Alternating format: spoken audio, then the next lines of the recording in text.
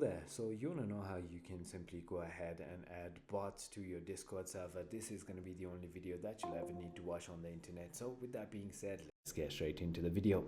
First things first, what I want you to do is make sure that you're logged in into your Discord account, and then simply open any browser you want and search for Discord bot list, just like that. Once you've done that, simply go ahead and click on the first link which says discordbotlist.com, and now this is exactly where all the famous bots, all the bots that help moderation, music and stuff like that are going to be found.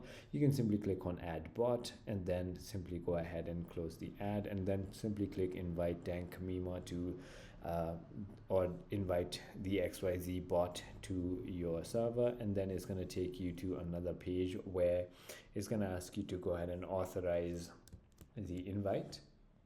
So it is as simple as that. All you need to do is just click on authorize and then also select the server that you want to add it on. So that is about it. I hope this video was helpful to you. If it was, hit that like button and I'll see you on the next one.